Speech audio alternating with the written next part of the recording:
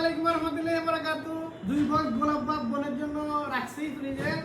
আর এখন এই যে আমরা হিমসাগর কাটবো। হিমসাগরটা এই যে এক বক্সে রাখবো। আপনাদেরকে তো আগের ভিডিওতে দেখছেনই কিভাবে ফ্রিজ আপ করতে হয়।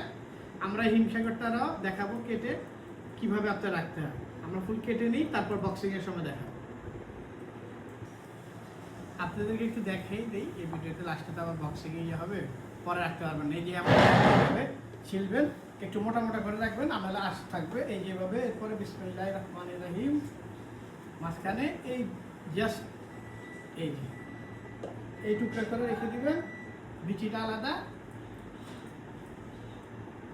এই জাস্ট এই যে দেখেন, বিচিটা আলগা রাখবেন আর আম আলগা রাখবেন, তাইলেই হবে।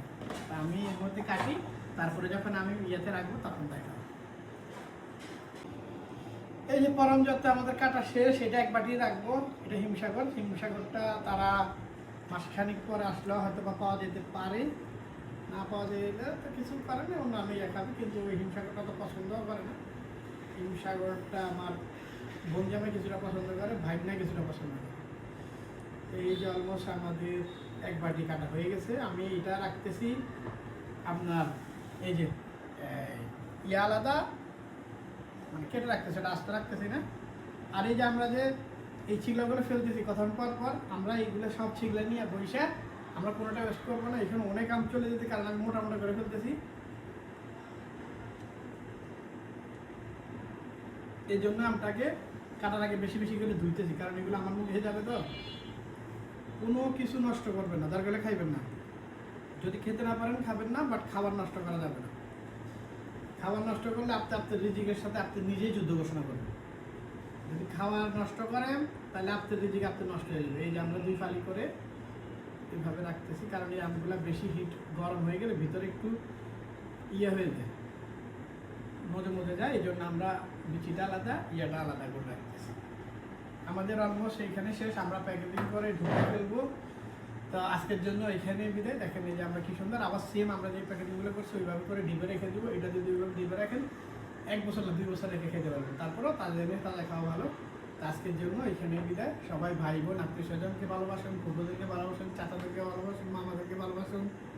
যারা আপনার পরিবার পরিজন যারা আছে, যার বউ আছে বউকে ভালোবাসুন, যার বাল বাচ্চা আছে বাল বাচ্চাকে ভালোবাসুন। প্রেম প্রীতি করার দরকার নেই, গুণা বিয়ে করে তারপর বউকে ভালোবাসুন। আমার আম কাট অলমোস্ট শেষ। আপনাদেরকে এই যে আর ঢুকাবো না, কারণ এইভাবে ফ্রেশ ফ্রেশ আম দেখে রাখবেন, ভিতরে আম কিছু হয়ে যায়। এই যে আমরা এখন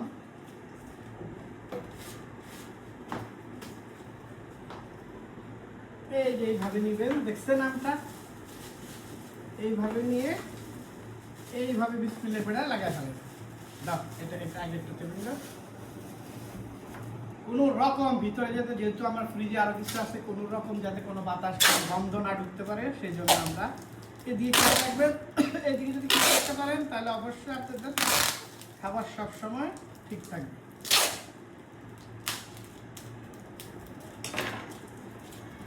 দেখছেন, এইভাবে যদি বক্সিং করেন তাহলে আপনাদের কোনো ঘন্টা কোনো কিছুতে কিছু হবে না।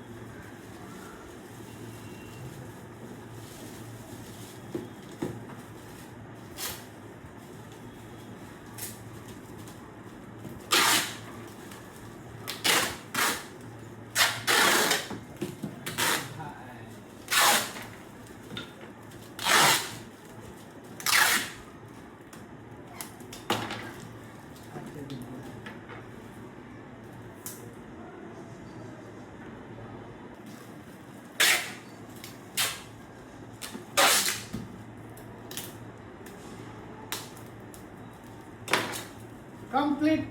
আমার বোনের ভালোবাসা বোনের জন্য খুব যত্ন সহকারে বানিয়েছি। এরপরে যদি ঠিক থাকে, পরে যদি খায় শান্তি পায়, সেটাই আমার সার্থকতা হবে।